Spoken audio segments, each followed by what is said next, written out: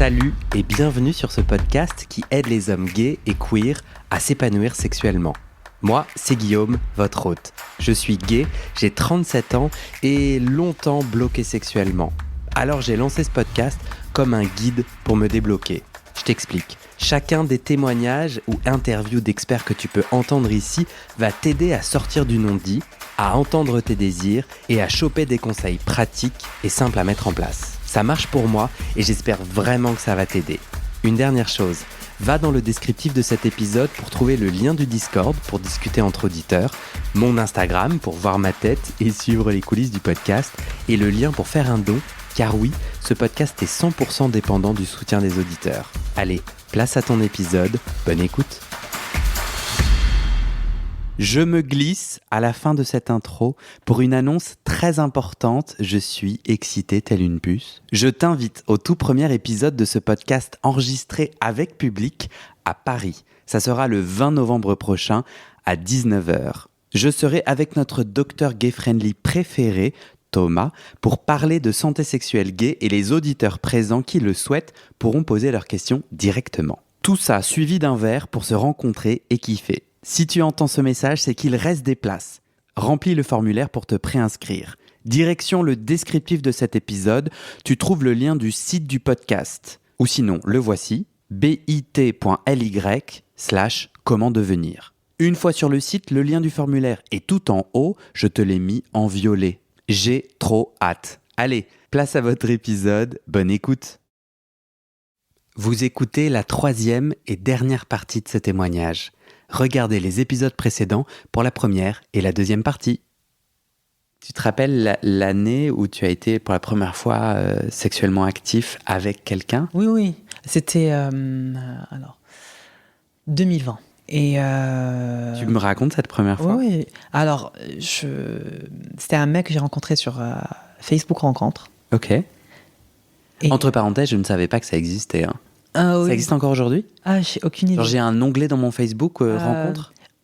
J'ai enlevé l'onglet, donc du coup je ne sais pas s'il y a encore l'onglet. Pas très intéressant. Oui, mais en tout cas c'est un onglet, ouais, c'est vrai. C'est genre, tu vois, t'as Facebook Market, t'as les vidéos et tout, les réels. Après, à côté, t'as un cœur pour Facebook Rencontre. Ok, donc ils ont une app de rencontre. Ouais. Et du coup, je parle avec ce mec et tout, il est super gentil. Après, je lui dis, il me propose de se voir. Il ressemblait à quoi ? Alors, pas du tout à dire. C'est un jeune, plus jeune que moi. Ok, il t'a attiré ? Plus jeune que moi. Oui, il était mignon. Mais je pense que c'était plus pour faire ma première expérience qu'autre chose. Tu te souviens te dire ça ? Tu te souviens te dire, ok, lui, il va être ma première fois ? J'ai dit, je me souviens me dire, ouais, pourquoi pas ? Il faut que j'ai une première fois, pourquoi pas lui ? Parce qu'en fait, en gros, je m'en foutais. J'avais pas ce... En fait, en gros, j'avais pas ce truc de... que ma première fois, elle doit être importante. Ok. J'avais pas ce mythe de, la première fois, elle doit être la meilleure, et nanana. Pour moi, it's so overrated. Une première fois, c'est juste une première fois. C'est pas le mec, quoi. T'avais hâte ou t'avais peur ? C'est-à-dire... J'avais super peur. T'avais super peur. Il s'est passé combien de temps entre ce moment où tu te dis « je me lance dans la voiture du Blablacar » et cette première fois ? Je pense 3 mois. Ah ouais ? Ouais. Ah ouais, efficace. Non, excuse-moi, c'est débile, il n'y a pas de trop vite, pas assez vite. C'était à ton rythme. Oui. C'était à ton rythme. C'était le bon rythme. Oui, c'était le bon rythme. 3 mois, je le sentais bien. Je me suis dit, lui, il est mignon. Ça va, il me plaît bien. C'est pas le mec que je rêve d'avoir, mais... Et en plus, en vrai, moi, je me projette. Je me dis, il m'intimide moins, puisque c'est pas le mec que je rêve d'avoir. Ouais, peut-être c'est ça aussi. Donc, je serais plus à l'aise, non ? Je me souviens pas trop de ce que je me suis dit, mais ça pourrait s'interpréter comme ça. Donc j'ai fait tomber mon stylo. Merci beaucoup que tu ramasses. Pourquoi Donc, première fois pas importante, tu as déconnecté le sexe de l'amour. Tu sais pourquoi? Genre, il y a des personnes qui se disent « Ah, moi, j'ai envie de tomber amoureux, amoureuse. » Non, mais je ne pouvais pas me dire ça parce que les gens, ici en France, ça va à un rythme tellement rapide. Ici à Paris. Ici à Paris, ils ont leur première expérience, je sais pas moi, à 17 ans, 16 ans même. Et alors que moi, tu vois, je débarque 24 ans et 25 ans, j'ai ma première expérience. Okay. Je me dis, mais je suis tellement en retard. Donc, franchement, je cherche pas un mari. Je cherche juste une expérience. Tu vois, je veux juste savoir ce que c'est que pénétrer quelqu'un ou être pénétré, tu vois. Alors, c'est quoi le lien entre le retard et le type de première fois? Parce que, en gros, toi, tu dis, non, mais moi, l'amour, c'est pas ça qui m'importe. D'abord, peut-être plus tard, c'est ça que je comprends. Ouais. D'abord, moi, j'ai envie de sexer. Ouais. Avec qui vous voulez. Oui, mais c'est ça? Oui, c'est ça. Ouais, non, mais... C'est une frustration. T'es là, vas-y, il faut qu'on y aille. Ouais, voilà. Je me suis dit, mais c'est bon, là, c'est le moment. Du coup, tu as repris un Blablacar, parce que les Blablacar sont des moments clés pour toi. Non, pas de Blablacar. Tu te rappelles où c'était? Chez toi ou chez lui? Non, mais c'était chez lui. Pourquoi tu me dis ça comme ça? Parce que j'allais... enfin, je savais pas trop si je devais dire en moi l'endroit, si dans Paris. Non. Tu fais comme tu veux, à partir du moment où tu préserves le niveau d'anonymat que tu as envie de préserver. Ouais. Donc, c'était... C'est à Paris. Oui, à Paris. Et tu y vas en pensant à quoi? Alors, j'y vais... première fois. Déjà avant, on s'était vu, on avait pris des sushis. Donc, c'était un peu une sorte de date. Et après, il me dit, voilà, on rentre chez moi et tout. Et là, moi, tout le long, je me suis dit, mais merde, je vais avoir ma première fois et tout. J'étais super stressée. Est-ce que je vais être performant? Je vais pas être performant? Comment il faut faire? Je sais pas et tout. Et j'étais trop stressée.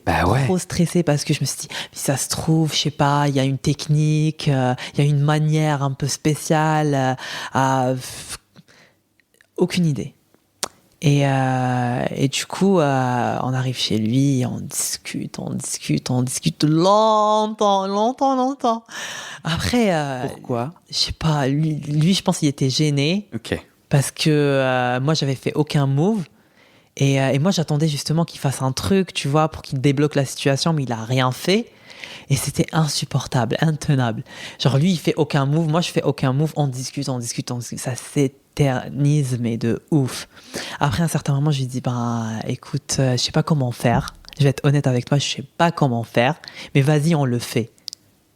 Mais t'es trop fort. Je dis, mais je ne sais pas, j'ai jamais fait ça. Je lui dis, je suis honnête avec toi, j'ai jamais fait ça, mais je veux le faire, mais si tu veux, vas-y, on le fait.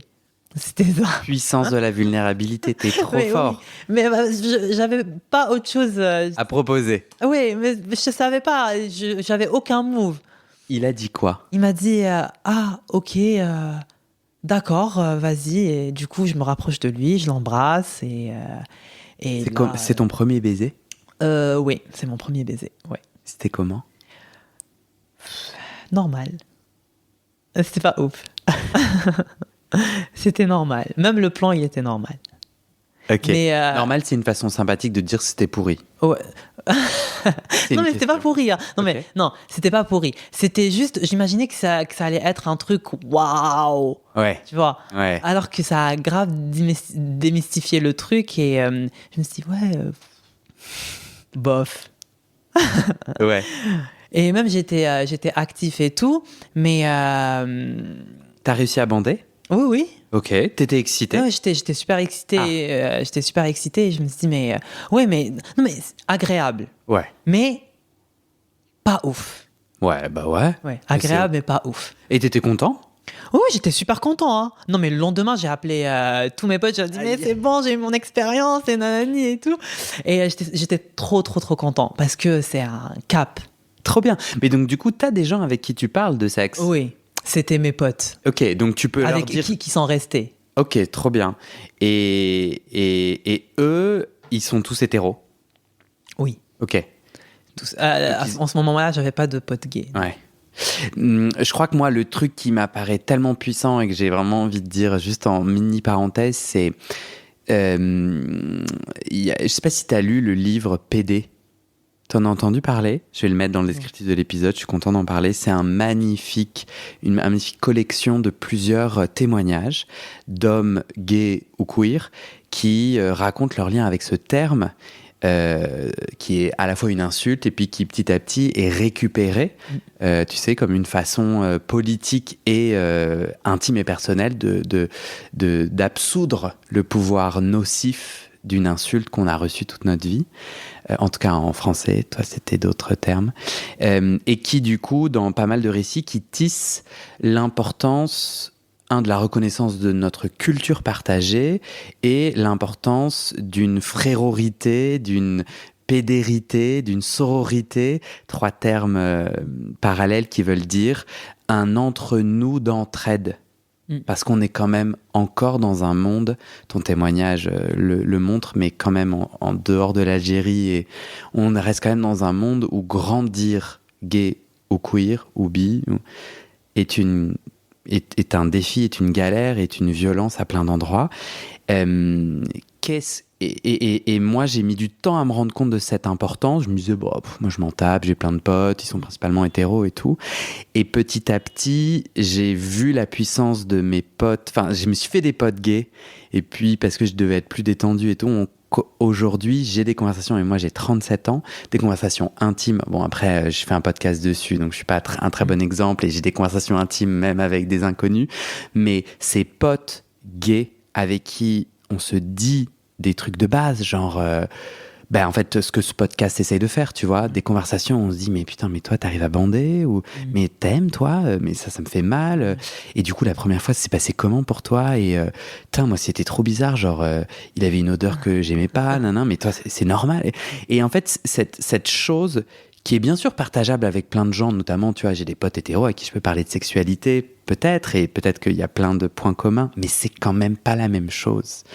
Et voilà, en tout cas, moi, quand j'entends ton discours et que j'entends quand même une certaine solitude dans ton cheminement de gay, non, t'as pas l'air d'être d'accord avec moi, et c'est tout à fait OK. Ouais. Non, en fait, t'avais pas envie. Oui, pour moi, avoir des potes gays, c'était pas très nécessaire pour moi, parce que les potes que j'avais, surtout les meufs, en gros, elles étaient super à l'écoute, hein. Je racontais les détails de ce qui s'est passé, donc elles étaient là genre ah ouais, mais tu as fait ça, et lui il t'a fait ça et tout, donc franchement c'était t'avais ta communauté. Ok, t'avais ton groupe de soutien. Ouais, ils étaient super bienveillants avec. Et encore aujourd'hui, toi, tu vois pas l'impact d'avoir des potes gays en particulier, ou des conversations entre gays. Ok. Ouais. Là, en ce moment, franchement, j'aime bien quand je suis dans des groupes mixtes. Je me sens même presque plus confortable que si on est mixte que si on est que gay. Et généralement, j'ai l'impression que les gays, quand ils sont entre eux, il y a une certaine rivalité et une certaine tension. Et même, je sais pas, généralement, les gays, avant de rencontrer quelqu'un, à chaque fois, ils se posent la question qu'est-ce qu'on va devenir? Est-ce que je vais baiser avec lui? Est-ce que j'ai l'impression qu'il y a toujours ça, mais peut-être c'est juste. Non, pas du tout. Tu me décris des gens que j'ai croisés, qui sont à fuir. Non, je rigole. J'entends tout à fait. J'entends tout à fait ton propos. Je sais pas trop. Moi, j'ai trouvé des gens avec qui c'est délicieux, avec qui ça change tout, avec qui justement ce qui est raconté dans un des textes. Le nom de l'auteur bien sûr m'échappe au pire des moments. Je crois que c'est Mathieu Fouché, si je dis pas de bêtises, mais ce qui est dit dans un de ces textes, moi, m'a parlé puissamment, et il m'a fallu détricoter mon homophobie internalisée, le fait que au fond il y a une part de moi qui continuait et qui continue à pas vouloir être gay, pas vouloir être trop efféminé, et pas vouloir avoir l'air d'être trop hors norme gay, qui faisait que du coup je rejetais pas mal d'autres gays. Et ça, petit à petit, en détricotant ça, du coup j'ai pu avoir des relations intimes plus fortes et amicales avec des personnes qui en fait ont des chemins très similaires aux miens, et avec qui ce niveau d'entraide est quand même différent de mes conversations avec des potes hétéros. Bon, parenthèse. Non, tu veux rajouter quelque chose? Ouais, en gros, au début, c'est vrai que je voulais pas trop être dans le milieu. Mais après, je me suis fait des potes gays et que j'étais super à l'aise avec eux. Tu vois, c'est juste des potes, il s'est rien passé. Et franchement, on discutait, on parlait de tout et de rien. On se faisait des sorties, on se tapait des bars. Franchement, c'est trop bien. Donc tu finis ta première fois. Oui. Appel de la victoire, ça y est. Non, mais c'était vraiment la victoire. C'était la victoire.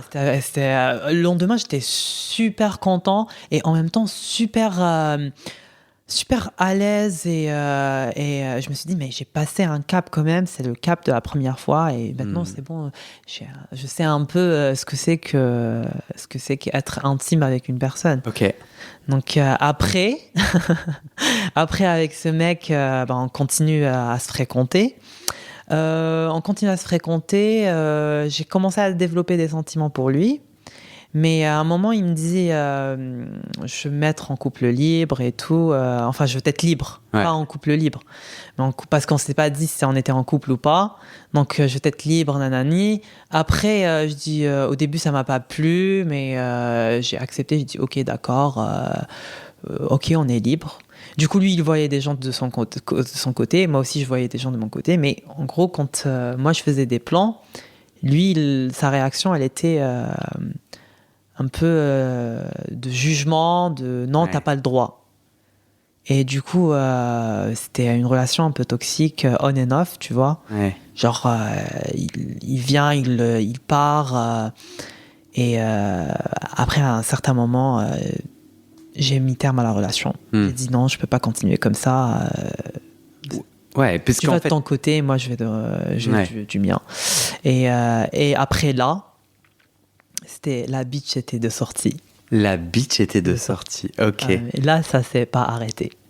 Là, c'était plan après plan, après plan, après plan, après plan. T'avais du retard à rattraper. À rattraper, je sais pas, mais c'était de la frustration. La porte, elle était fermée tellement longtemps et elle était poussiéreuse. Et quand je l'ai ouverte, il y avait franchement, ça a éclaté. Ouais. Et du coup, c'était plan après plan, mais j'étais toujours actif. Et c'était bien. C'est content de cette période. Oui, franchement, j'étais super content de cette période. C'était que des plans, que du cul pour du cul. Aucune attache. Rien. Je faisais mon truc, je faisais le plan. À la fin, je ramassais mes affaires et je sortais. Et c'est bon. Chirurgical. Ouais. Il y a pas trop de mots connectés au plaisir et à la joie. C'était joyeux, c'était kiffant. Non mais c'était, moi j'ai adoré ça. Mais, j'ai adoré ça. Même pour moi c'était plus de la découverte parce que ça me permettait de voir par exemple quel genre de mec j'aime vraiment. Est-ce que vraiment c'est que les daddies? Est-ce que les daddies je les aime bien ou est-ce que c'était juste une phase de ma vie? C'était plus ça. C'était de la découverte. Donc, au final, je me suis tapé plein de mecs, mais j'étais toujours actif. Et là, je voulais être passif. Parce que moi, je trouve ça vachement important ce que tu dis, notamment dans le contexte de tout ton magnifique témoignage. Parce que souvent, les gens... T'es bien ou pas? T'as chaud? Non, c'est bon. Je te vois que tu te bouges un peu. Non, t'es bien ou pas? Oui, ça va. Ok. Il fait un peu chaud, non? Oui, un peu. Il fait un peu chaud. Je ne peux pas ouvrir la fenêtre parce que ça va faire trop de bruit. Je trouve ça passionnant ce que tu dis et super important parce que j'entends parfois des gens dire ouais, les gens qui enchaînent les plans, voilà, c'est glauque. Et en fait, on a tous une histoire derrière notre sexualité et quel que soit son visage, que ce soit une sexualité très libre, libérée, ouverte avec plein de gens ou avec peu de gens ou avec une seule personne. Et en fait, quand on a grandi en prison, on a putain le droit d'avoir une adolescence, d'avoir une possibilité de toucher des corps, toucher des gens, de faire des erreurs avec des inconnus. Enfin, t'es d'accord avec moi ou pas? Oui, mais c'est ça. Moi, j'étais enfermée longtemps. Donc, l'option couple, elle n'était pas faite pour moi en ce moment-là. Ce sexe-là, du coup, tu te souviens d'être en mode vraiment je teste, donc en gros, tu sélectionnais les gens en mode tiens, Ouais. j'ai jamais fait quelqu'un de plus d'1m60, non, pardon, de plus d'1m80. Non, mais non. non. Au début, Tu les choisissais comment? Au début, c'était, je prenais ceux qui m'envoyaient des messages, je regardais le profil, il est mignon, je prends. Pas d'échange, t'avais pas besoin d'en savoir plus. Non, j'avais pas envie de savoir plus. Ok. J'avais même pas envie de savoir ce qu'il fait dans la vie ou ce qu'il fait pas. Ça m'intéressait pas. Ok. Je regardais la photo de profil. Ok, il est beau, il est mignon. Baf, c'est bon. Je fais le plan et on passe un moment super, mais éphémère, instantané et c'est bouclé. Donc je voulais pas m'attacher. Et c'est ça ce que j'entends, parce qu'on parle un peu de je les enchaîne, j'apprends, je teste, mais j'entends aussi un peu j'ai pas envie de m'attacher, j'ai peur de m'attacher. Il y avait une peur autour de tomber amoureux ou d'être attaché? Non, pas vraiment ça, mais c'est plus parce qu'au début, je voulais pas m'attacher parce que je me suis dit, mais j'ai pas encore tout testé. Donc, la peur, le FOMO, tu vois. La peur de perdre un truc ailleurs Bien sûr. qui est plus intéressant. Donc, c'était plus ça, la découverte et tout. Et dans ce que tu découvres, c'est quoi les pratiques du sexe que tu kiffes? Qu'est-ce que tu valides ou tu dis, ah ouais, là, voilà qui je suis? Alors au début, je sais pas trop... Je sais pas trop faire des choses hors de ma zone de confort. J'étais que actif. C'est un peu bourrin. Actif domi. Oui, voilà. Question, c'est quoi l'impact du porno sur ce que tu reproduis? Ce que tu as vécu avec, pour seule référence, le porno, tu as l'impression que tu es actif domi. Pourquoi? Je sais pas, parce que c'est un peu... T'as cette version un peu parfaite du sexe où l'homme, il prend la femme et bam, bam, bam, bam, c'est bon. T'as pas... En porno, il n'y a pas vraiment l'échange, tu vois. Il n'y a pas cette sensualité. C'est très scénarisé. Et c'est tellement mal fait. D'ailleurs, même moi, quand je cherchais du porno, je cherchais des trucs plus amateurs, tu vois. Donc, parce que franchement, les trucs avec qualité HD et tout, c'est tellement nul. Du coup, mon trait un peu grossi de dire c'est le porno qui t'a influencé à être actif, plus dominant, t'es pas d'accord? Non, pas que. Dis-moi. Non, mais il y a ça, mais aussi le fait d'être actif, ça vient aussi de tout mon background, de tout mon chemin. Parce qu'au fait, pour moi, être passif, ça veut dire que c'est être une femme. Ouais. Être une femme, et est-ce que je suis prêt à être une femme, entre guillemets, tu vois? Bien sûr. Et ça, je comprends sur l'aspect pénétration et je le partage aussi, et je l'ai déjà dit sur ce podcast. Ma question, elle est sur l'aspect plus bourrin. Tu le comprends comment? Cette coloration de bourrinage? Ça, je sais pas. Ça, pour être un peu plus homme, un peu moins 106? Je dirais plus ne pas être... Pas ça, mais pour pas m'attacher à la personne, je dirais. Ok. Je dirais pour pas m'attacher à la personne. Donc voilà, je suis là, je fais un job et c'est bon.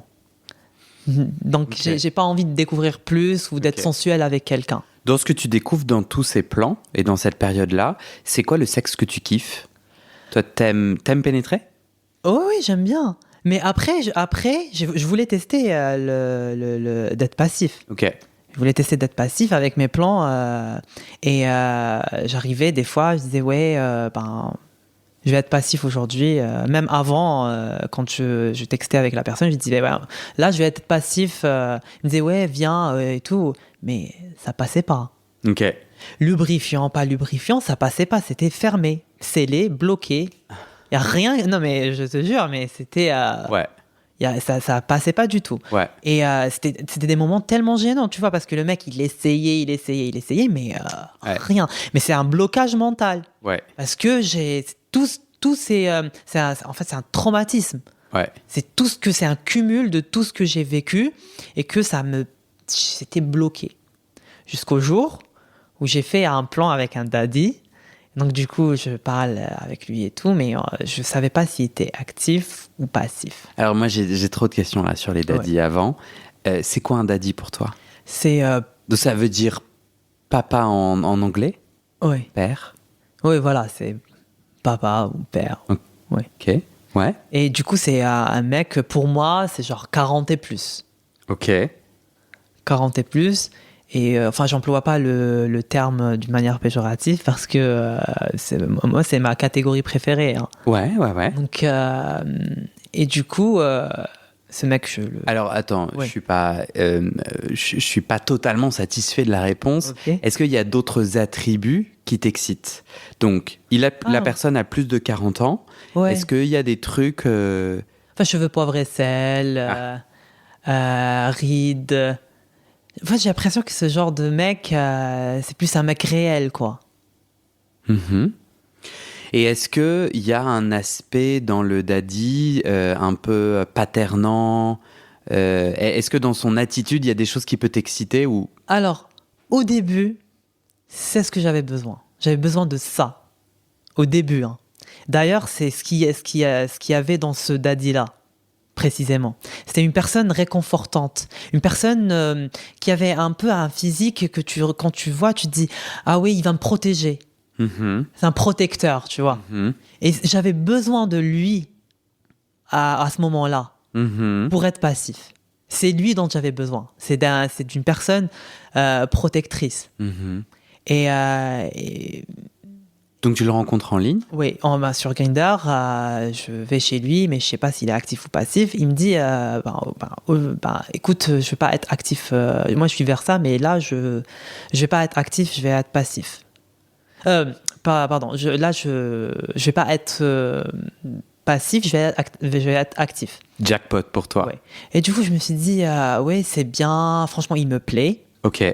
Il me plaît et tout. Après, je lui dis, écoute, je sais pas, j'étais stressée. Je lui dis, écoute, je sais pas trop parce que je pense pas que je suis prêt à être passif. Mais parce que y a plein de gens, j'ai eu des expériences. En gros, je sais pas, ça fonctionne pas pour moi. J'ai l'impression que j'arrive pas.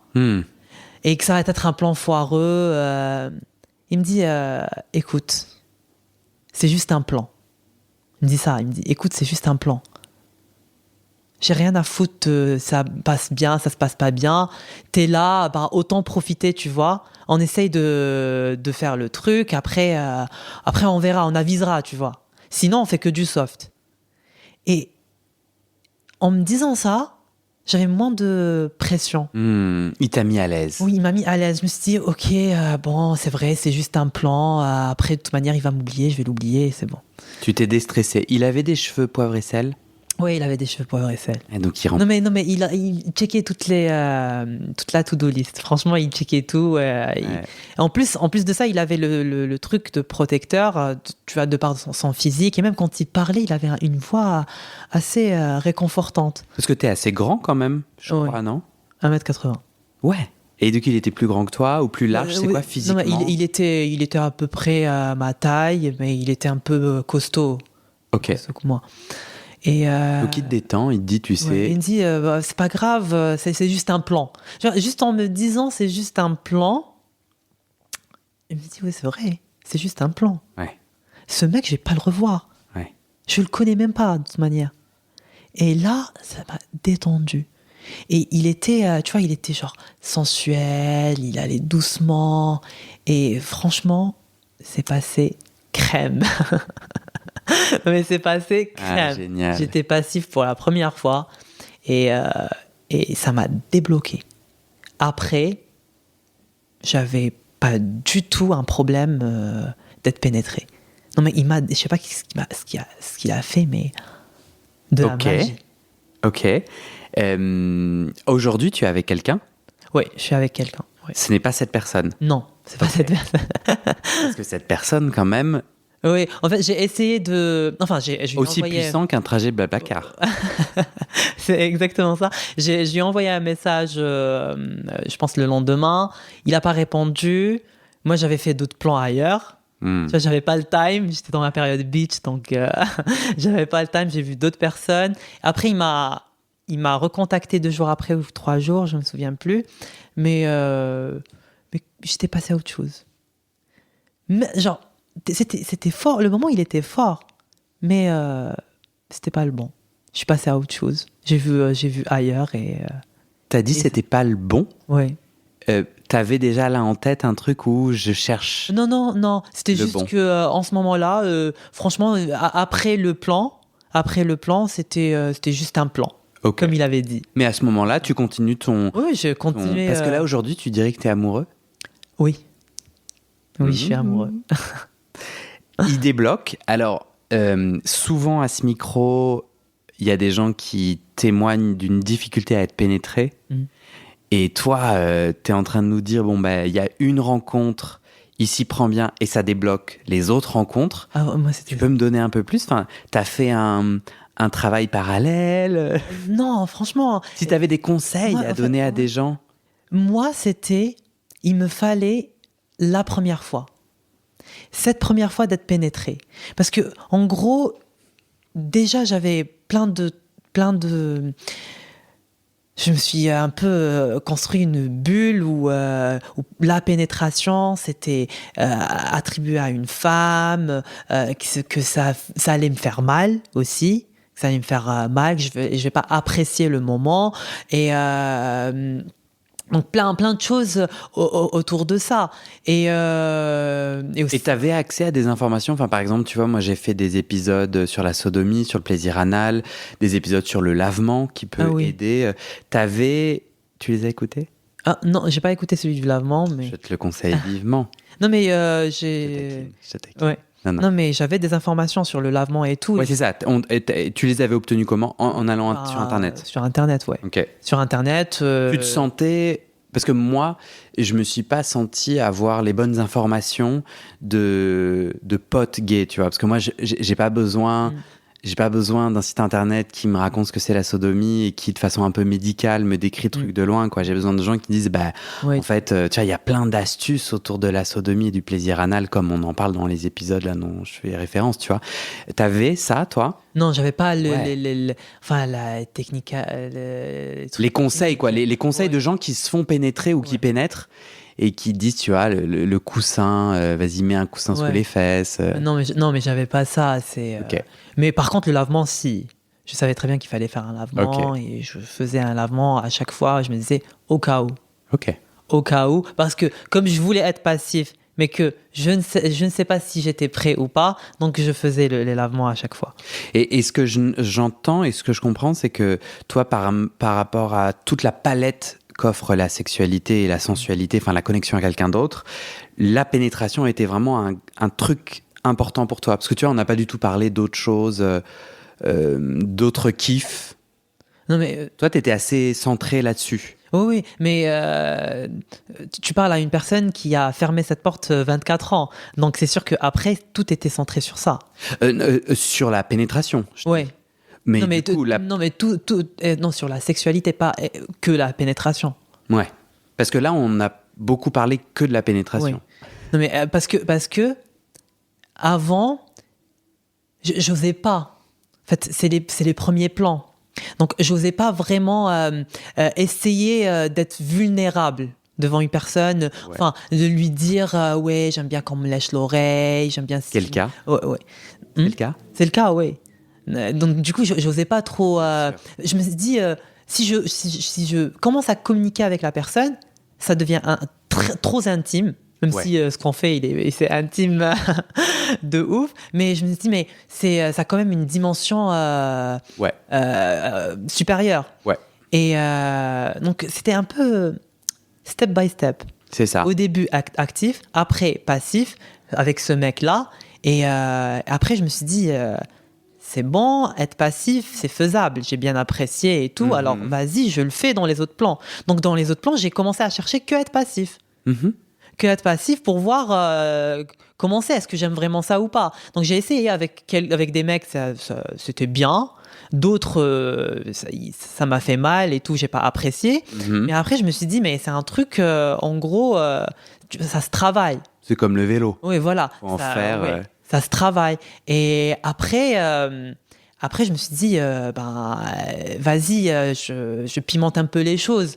Tu vois, genre, j'allais chez des mecs, je leur disais, par exemple, de me sucer, ou de. Tu vois, parce qu'avant, je n'osais pas trop faire ça. Même. De quoi tu parles? Excuse-moi. Donc, ce qui était nouveau pour toi, c'était de dire tu vas me Ouais, sucer. voilà, genre de dire, de communiquer avec la personne et de lui dire, ah ouais, vas-y, non, mais fais-moi plutôt ça, mais là, c'est pas comme ça. Tu vois, j'osais un peu orienter les gens Oui, bien sûr. pour avoir, pour vraiment sentir, avoir le désir que je cherchais. Bien sûr. Et parce qu'avant, pour moi, c'est genre, je communiquais pas du tout. Donc, des fois, je subissais des choses. Bien Alors sûr. que j'aime même pas, tu vois, et je disais, ok, d'accord, ça va passer, et sûr. je ferai autre chose après. Je le laisse terminer son délire, même si ça me fait rien, mais tu vois le truc. Mais j'ai fait, bien sûr. Donc, j'ai fait. Je sais pas trop dire, ah non, mais là, ce que tu fais, en fait, ça me fait rien. Ouais. Donc arrête, mais change de truc ou laisse-moi faire. Ouais. Ou laisse-moi te montrer, tu vois. Donc j'osais pas faire ça. Mais après quand je suis devenu un peu actif et passif, j'osais, tu vois. Se débloquer. Ouais, Quoi. ça, j'étais vraiment débloqué. Hein. Dans ce cheminement-là, est-ce que tu as eu l'impact de ton éducation ou de cette déconnexion avec ta famille? Est-ce que tu étais sur des rails, t'avais pas de blocage, t'avais pas de choses qui te rattrapaient de ce passé-là? Une fois que je me suis assumée. Ouais. Si, il y avait des résidus d'idées en gros, par exemple, le fait d'être passif et tout, ça aussi, ça me rattrapait. Ça, tu l'as déjà dit, ouais. Ouais, ça me rattrapait. Par exemple, moi, j'ai longtemps eu une phobie des MST, des maladies sexuellement transmissibles, donc j'étais hypocondriaque. Moi, je suis hypocondriaque. Ok. Je faisais super attention. Mais au point, parce que moi, tu vois, après les rapports sexuels, je pouvais avoir des crises d'angoisse qui, pour moi, en fait, sont les résidus de cette homophobie et de cette incapacité à être aligné avec mon désir. Toi, tu as eu des choses similaires? Alors, j'ai pas eu de crise d'angoisse mais par contre, je faisais super attention. Moi, la capote, pour moi, c'est très important. C'est très important. C'est-à-dire que si tu me dis, déjà, les mecs qui m'envoyaient des messages sur Grindr, ils me disaient bareback. Moi, bareback, no way. C'est-à-dire sans protection, ça veut dire capote. sans capote. Moi, je bloquais direct. Ouais.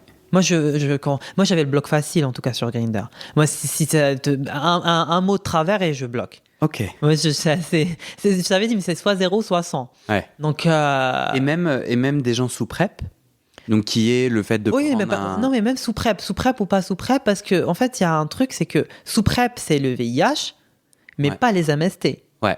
Donc, moi, j'ai rien contre le VIH. Donc, au contraire, moi, je suis contre les gens qui disent sur Grindr no séropo, no ça, no ça, no ça. Franchement, c'est pas. Et du coup, même sous PrEP, tu veux qu'il y ait une capote? Oui, même sous PrEP.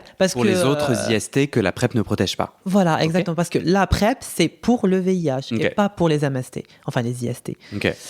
Et du coup. En fait, on pourrait. Et ça, selon toi, c'est une bonne chose? Enfin, t'es content de.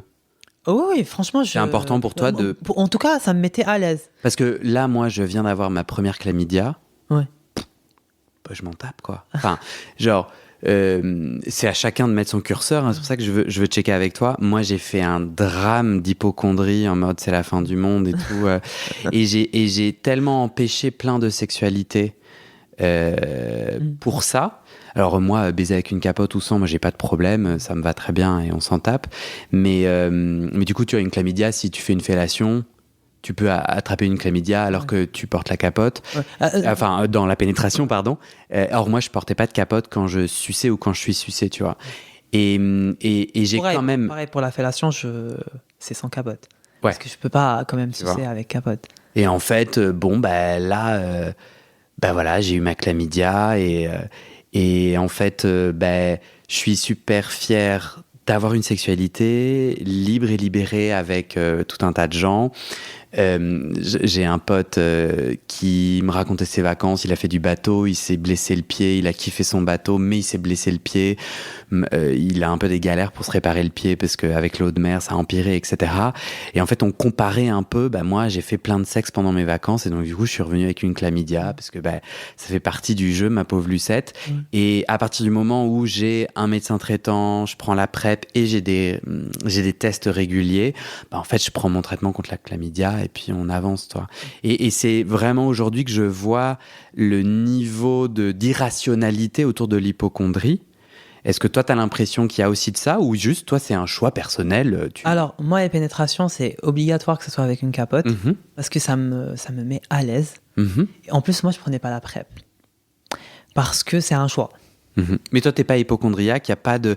Ma question, en fait, je vais t'expliquer. Ma question sous-jacente, c'est est-ce que quand on grandit comme toi et moi, en tout cas, tout ce que tu viens de nous raconter, quelles sont les séquelles?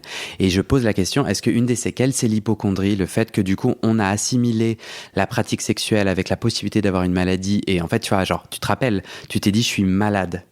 Or, une MST, c'est une maladie qui vient d'être en rapport sexuel avec un homme. Et moi, j'ai un peu cette intuition journalistique ou psychologique que... Non, mais c'est vrai qu'à chaque fois... Qu'est-ce que t'en penses, toi? Non, mais c'est vrai, à chaque fois, on associe le fait d'avoir des maladies... Enfin, le VIH, on l'associe toujours à la communauté LGBT. Alors que même les hétéros peuvent avoir le VIH. C'est pas la question. Donc, on associe toujours les maladies à la communauté LGBT. Et donc, du coup, c'est sûr qu'à la fin, quand toi, tu fais des plans et tout, tu as cette frustration d'avoir par exemple des chlamydia, gonorrhée ou autre. Mais en fait, moi, j'avais pas de problème avec ça. Moi, je me disais, je vais faire le nécessaire, la pénétration, je vais me protéger. Par contre, la fellation, je vais pas demander que le mec mette une capote. Donc, de toute manière, c'est pas agréable. Donc, je sais pas. Donc, tu fais tes latex, tu vois. Ouais, et tu fais tes petits tests chlamydia dans la gorge. Oui, je fais après, mais à chaque fois, quand je vais à mon médecin traitant, par contre, c'est que je lui demande la totale. Gorge, le truc là, coton-tige dans le cul, tout ça. Super. Donc, je demande un test complet. Et donc, même si moi, j'ai pas eu des chlamydia ou moi, j'ai eu la gale. Ah ouais? J'ai un pote qui l'a eu, ouais. Moi, j'ai eu la gale et c'est infernal. C'est trop relou, ouais. C'est infernal parce que tu dois désinfecter toute la maison. Laisse tomber. Ouais. Et j'ai même pas voulu au mec qui m'a transmis la gale. Hein, parce que c'est ça le jeu. Comment j'ai l'impression de comprendre qu'elle s'est terminée, cette phase d'enchaînage de plans. Ouais. C'est parce que tu as rencontré monsieur d'aujourd'hui? Ouais, voilà. Vous en avez discuté de ton témoignage? Oui, j'ai discuté avec lui. Je dis voilà, je fais. T'as le droit de dire des choses. Ouais. Donc, t'as vérifié avec lui. Ouais, il a pas de problème avec ça. On va l'appeler. Comment? Je sais pas. Monsieur? Oui, monsieur, si tu veux. C'est un daddy ou pas? C'est un daddy. Ah sans ça marche de ouf, monsieur. Il a plus de 40 ans. Il correspond à ton type. Il coche toutes les cases. Ah. Toutes les cases. Petites étoiles dans les yeux. Ouais. Petites étoiles dans les yeux, j'adore. Non mais il est parfait. Je suis super heureux. Genre vraiment, hein. Vraiment, je pense à 100% je suis grave heureux. Non mais il me rend super heureux. On fait plein de choses ensemble. On est super différents dans plein de trucs, mais ça marche de ouf entre nous. Tu lui as raconté toute cette histoire que tu viens de me raconter? Je pense qu'il connaît pas tous les détails. Il va peut-être découvrir des détails que j'ai pas racontés, mais il connaît normalement la globalité. Il t'aide sur ce chemin de réparation. T'es d'accord avec ce terme? T'as l'impression de... Oui, mais il m'a vu pleurer plusieurs fois. Hein. Il sait très bien que j'ai des problèmes avec ma famille. Il m'a vu pleurer vraiment plusieurs fois. Et même moi, je me suis permis d'être vulnérable avec lui parce que il me met grave à l'aise. Donc, vous êtes en couple ouvert ou exclusif? Non, on est exclusif. Ok. Parce que je suis hyper jaloux. Ok. Comme mec. Donc, je pense que je ne peux pas. C'est pas pour moi les couples ouverts. Ouais. Je comprends pour les autres, mais c'est pas pour moi. Ok. Et ça fait combien de temps? Ça fait 9 mois. On va avoir un bébé.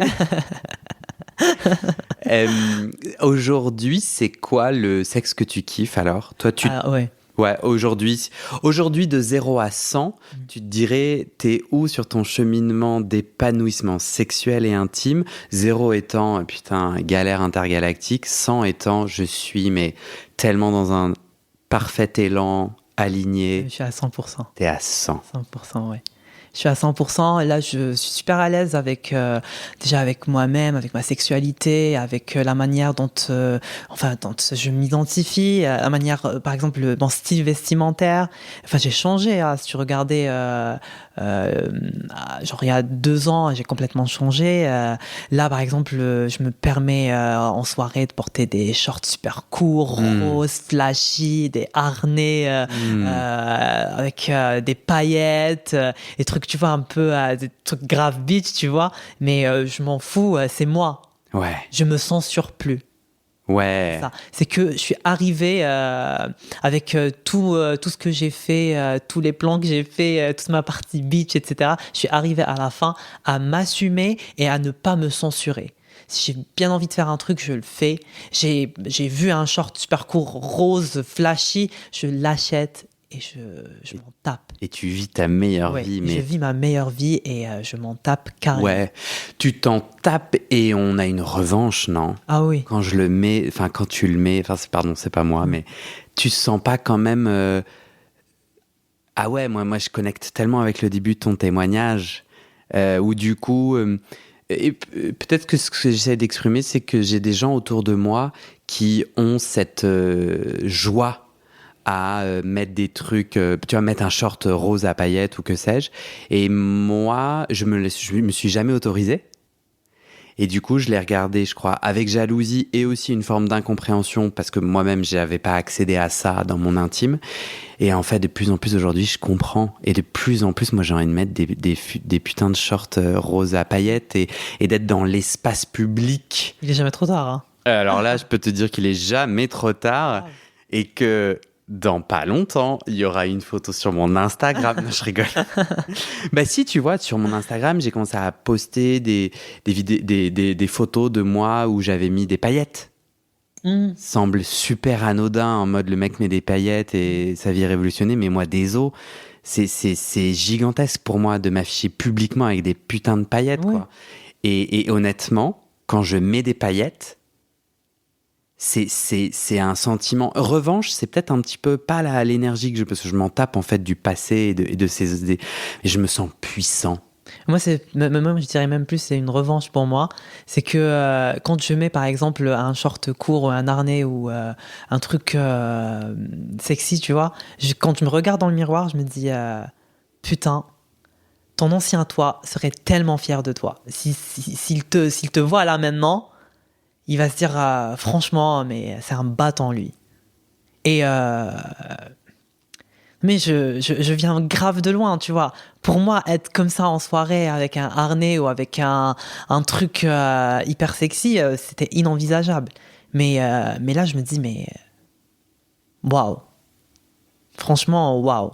C'est quand je regarde l'évolution des choses, je me dis, mais il y avait un chemin super lent et franchement, je me suis retroussé les manches et j'ai travaillé pour que à la fin j'ai ce que je veux, la vie que je veux. Les autres ils peuvent dire ouais il se met il fait la pute, il fait ça, je m'en fous, je m'en tape.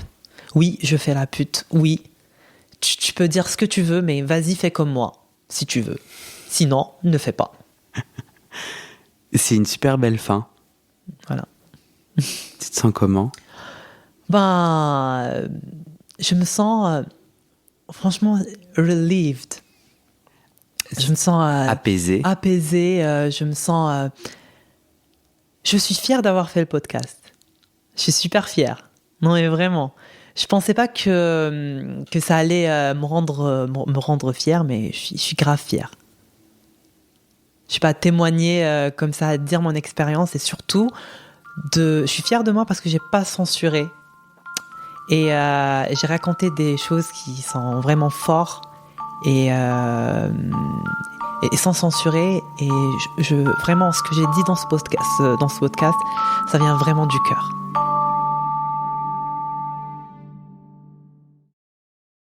Et c'est la fin de cet épisode. Vérifiez dès maintenant si la suite est déjà publiée. Sinon, vous pouvez vous abonner à ce podcast sur votre plateforme d'écoute pour être alerté dès la sortie des nouveaux épisodes. Et si vous aimez les témoignages intimes comme celui que vous venez d'écouter, j'ai 2 autres podcasts qui pourraient bien vous plaire. Je vous les présente. Histoire de devenir moi. Ça, c'est un podcast dans lequel des gens ordinaires me racontent un tournant déterminant pris dans leur vie. Ils racontent le déclic qui a tout changé et comment ils sont devenus un peu plus eux-mêmes. Ma dernière séance de psychanalyse. Ça, c'est un podcast dans lequel des gens me racontent leur dernière séance sur le divan et comment la psychanalyse les a aidés, ou pas. Et d'ailleurs, c'est avec ce podcast que j'ai gagné le prix du meilleur podcast de conversation en 2022. Alors pour écouter ces podcasts, vous pouvez tout simplement taper les titres dans la barre de recherche de votre plateforme d'écoute. Mais je vous mets aussi dans le descriptif de cet épisode les liens pour écouter ces podcasts et les liens de mes réseaux sociaux pour découvrir les coulisses de mon aventure de podcasteur et aussi la page de dons pour soutenir mon travail et mes podcasts. En tout cas, n'hésitez pas à m'envoyer vos retours et vos réactions à guillaumefaidespodcasts@gmail.com ou sur mes réseaux sociaux. Ça me motive énormément de savoir que ces histoires naviguent et résonnent, ou pas d'ailleurs. Allez, merci pour votre écoute et à très bientôt dans vos oreilles.